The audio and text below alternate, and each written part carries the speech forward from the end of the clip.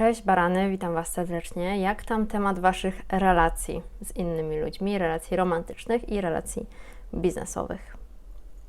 Tu Astro Luiza i przygotowałam dla Was odczyt na październik 2024 roku i tematem przewodnim dla baranów, szczególnie baranów ascendentalnych, jest partnerstwo.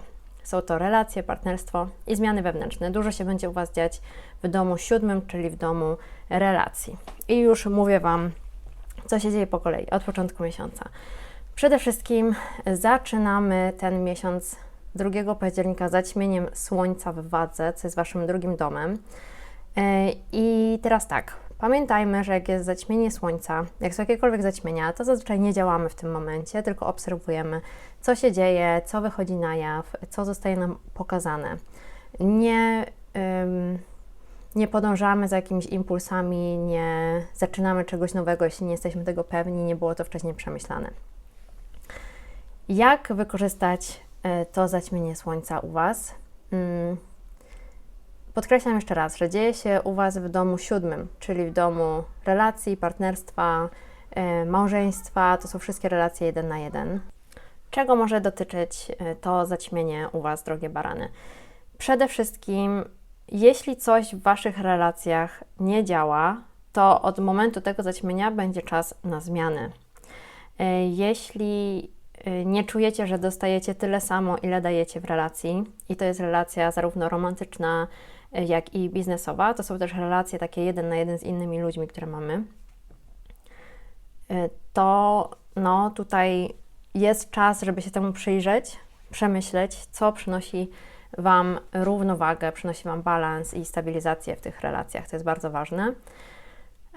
Jeśli coś nie działa, to jest to czas na zmiany. Pamiętajmy, że dopiero po zaćmieniu, ale w zaćmienia my wtedy widzimy, co się może dziać w tym obszarze, co było wcześniej ukryte, a co teraz widzimy. No i tak jak jest zaćmienie, mamy z Księżycem w roli głównej, które było teraz w Rybach, to są przede wszystkim emocje, a teraz mamy solarne, czyli zaćmienie Słońca, co oznacza, że to jest przede wszystkim działanie, akcja ja, i będziemy wiedzieć, co możemy wykonać po tym zaćmieniu, co nam nie służy, co nam nie działa względem nas samych w danej sferze życia.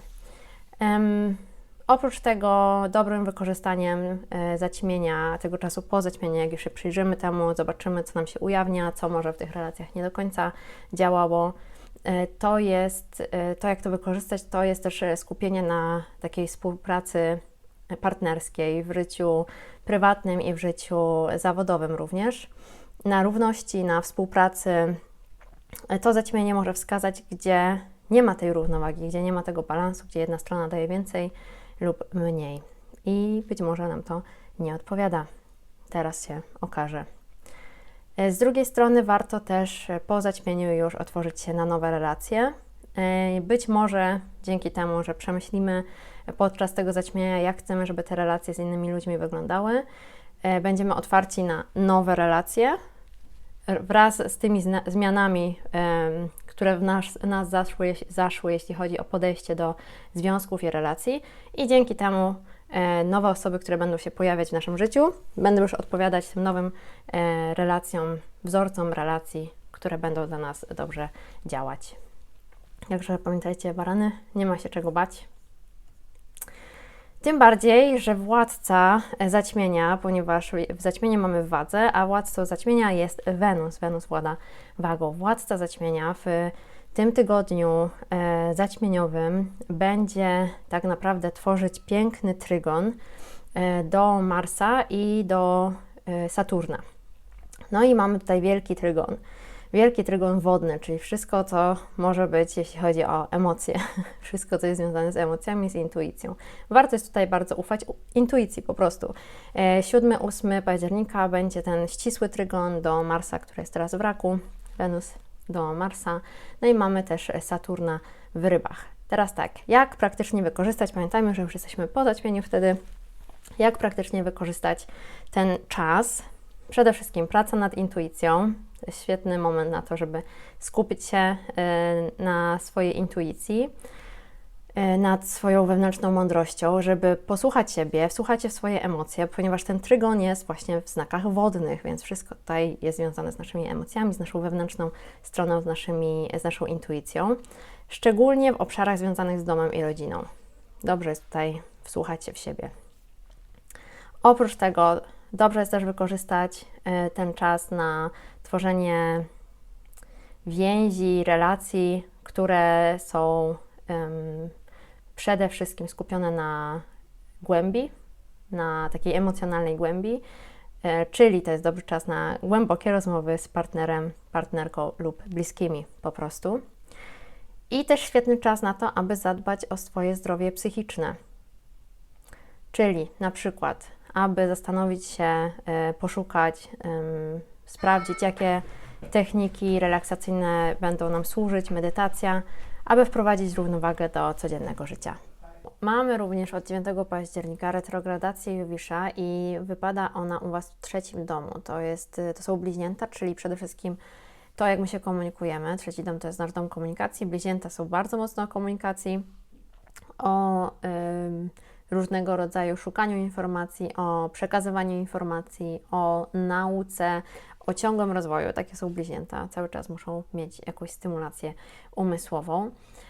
I teraz jak najlepiej jest wykorzystać tą retrogradację? Przede wszystkim dobrze jest ocenić swoje umiejętności komunikacyjne. Retrogradacja to jest taki czas, który skłania do refleksji nad danym tematem i u Was wypada to dom związany z komunikacją, czyli dobrze jest zastanowić się nad sposobem, w jaki się komunikujemy. Oprócz tego to jest też dobry czas, aby rozważyć naukę lub kursy, dalszą naukę. Zdecydowanie powinien to być obszar, który Was interesuje. To nie jest obszar, który chcecie w jakiś sposób, w którym chcecie pogłębić swoją wiedzę ze względu na karierę lub ze względu na wymagania z zewnątrz. To powinno wychodzić od Was, coś, co Was interesuje i też to jest dobry moment, aby poszerzać swoją sieć kontaktów, aby wzmacniać relacje towarzyskie i zawodowe. Również ocenić te relacje, które już macie i to, w jaki sposób się w nich odnajdujecie, w jaki sposób się komunikujecie. I tutaj zwróciłabym szczególną uwagę na Wasze rodzeństwo, jeśli takie macie. Jeśli nie, no to też na kuzynostwo, na sąsiadów, jak się z nimi komunikujecie, ponieważ ten 3. dom też za to odpowiada. Następnie co nas czeka? 12 października Pluton wychodzi z retrogradacji. On jest już od jakiejś chwili wszedł znów do Koziorożca, a pod koniec listopada przejdzie do Wodnika. Już do tego Koziorożca nie zawita na następne 248 lat, więc to już my tego nie dożyjemy w tym wcieleniu na pewno. Jak wykorzystać to, że Pluton wychodzi z tej retrogradacji? U Was to ma miejsce w 10. domu. Przede wszystkim skupienie na ważnych decyzjach zawodowych, które mogą przynieść transformację. Ten moment, kiedy Pluton wszedł znów do Koziorożca, to był moment, żeby sprawdzić, co jeszcze trzeba domknąć w sferze kariery, statusu społecznego. I teraz jest ten moment, aby ten czas na to, aby to, co przemyśleliśmy, te refleksje, które mieliśmy, aby wprowadzić je w życie. Sprawdzić, jakie transformacje tam na nas czekają. Dobry to jest też moment na to, aby odbudowywać swoją pozycję. Warto jest skorzystać z energii Plutona tutaj. Energia Plutona, Pluton to jest nie tylko planeta śmierci i odrodzenia, ale też władzy.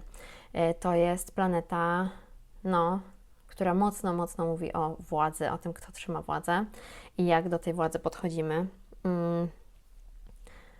Jeśli chcecie przeorganizować swoją pozycję społeczną i zawodową, to w oparciu o te lekcje, które Pluton już Wam przyniósł, bo na pewno Wam przyniósł przez ostatnie 20 lat, jak był w tym Koziorożcu, to myślę, że to jest też czas na to, aby zacząć działać i być może zmienić swoje podejście do władzy. Dobry moment, aby odzyskać kontrolę nad tym, co wcześniej wydawało się poza Waszym zasięgiem, jeśli jest coś takiego związanego z karierą, ze statusem społecznym. Następnie mamy w połowie miesiąca pełnię Księżyca w Baranie, czyli będzie to Wasza pełnia, kochane Barany, w 1. domu. Praktyczne wykorzystanie. Jak praktycznie wykorzystać taką pełnię? To jest takie zakończenie cyklu osobistych przemian. Warto jest skupić się na swoich potrzebach i zakończyć projekty, które już nie służą Waszemu rozwojowi. Wszystko, co jest związane z tym, jak Wy wyglądacie, z tym, jak Wy się identyfikujecie, jak chcecie być widziani też przez innych ludzi. Także to jest takie podsumowanie, klamra, zakończenie tych przemian, które wprowadzaliście w swoje życie. Być może już niektóre Wam nie służą, być może niektóre warto po prostu zamknąć i iść dalej. Również ta pełnia to jest dobry moment, ta pełnia w ogóle będzie dość intensywna, mimo tego, że dopiero co mieliśmy intensywną pełnię w rybach razem z zaćmieniem, ale ona będzie intensywna, ponieważ jako że Baran jest znakiem ognistym, co na pewno wiecie, rządzonym przez Marsa, ta pełnia przynosi intensywną energię do działania na własną rękę, aby podejmować decyzje dotyczące swojej przyszłości, czyli taki krok w kierunku niezależności. To jest taka pomoc ze strony pełni. Pomoc, aby iść ku niezależności. No i też, jeśli chcielibyście transformować swój wygląd, może popracować nad swoją fizycznością. Ogólnie pełnia to już jest koniec tego cyklu, więc my podsumowujemy to, co się działo od nowiu, ale może jest to dobry moment, żeby to po prostu ładnie też klamrą spiąć i podsumować, co się działo u Was od pół roku, odkąd był nów w Baranie. Tego samego dnia Wenus przechodzi do Strzelca, czyli to jest Wasz 9. dom. Bardzo, bardzo przyjemny czas, jeśli chcielibyście podróżować lub się uczyć. Czas na przygody, czas na poszerzanie horyzontów, zarówno przez podróże, jak i nowe nauki. Tutaj Wenus jest benefikiem. Pamiętajcie, że to jest planeta, która nas wspiera. Tranzyty Wenus są bardzo wspierające w danym obszarze. Warto jest dlatego wykorzystać to na różnego rodzaju podróże, poszerzanie horyzontów, naukę. Również jeśli macie taką potrzebę, aby eksplorować nowe systemy wierzeń, zdecydowanie Wenus w Strzelcu będzie skłaniać do zainteresowania się duchowością i filozofią. Oraz jeśli chcielibyście nawiązać relacje z obcokrajowcami, Wenus ogólnie będzie tutaj wspierać. Wiadomo, że Wenus jest również planetą, która odpowiada za to, co nam się podoba w innych. W zależności od tego, gdzie macie w Waszym kosmogramie urodzeniowym Wenus, no to Was będzie pociągać w innych ludziach, ale jeśli w jakimś stopniu jesteście zainteresowani relacjami z obcokrajowcami, to też to jest bardzo dobry czas na to, aby się otworzyć na takie nowe znajomości. Szczególnie jeśli są to osoby z innych kultur i z innymi doświadczeniami. 23 października mamy przejście Słońca do Skorpiona i to jest Wasz 8. dom. Jak praktycznie wykorzystać? Przede wszystkim głębokie refleksje nad własnymi finansami, nad wspólnymi finansami. To jest to, jak Wy się odnajdujecie w tych wspólnych finansach. Skupienie się na kwestiach związanych z kredytami, inwestycjami, dziedziczeniem. Ten dom za to odpowiada, więc tam będzie taki reflektor świecił na tą sferę Waszego życia. Również bardzo dobry moment i czas na uzdrawianie emocjonalne, czas na przemyślenia, uzdrowienie dawnych zdarzeń, zranień, zwłaszcza tych, które są związane z relacjami intymnymi. Jeśli też szukaliście dobrego czasu na rozwój duchowy, to zdecydowanie tutaj ten Skorpion sprzyja transformacji wewnętrznej. Ten 8. dom, on też jest związany z transformacją, więc dobry czas na to, aby poznać się samemu ze sobą, również zrobić taką introspekcję, wejść w głąb siebie. Jeśli chcielibyście pracować na przykład z medium, to jest bardzo dobry czas, żeby go na to wykorzystać. Oprócz tego, co jeszcze będziemy mieć?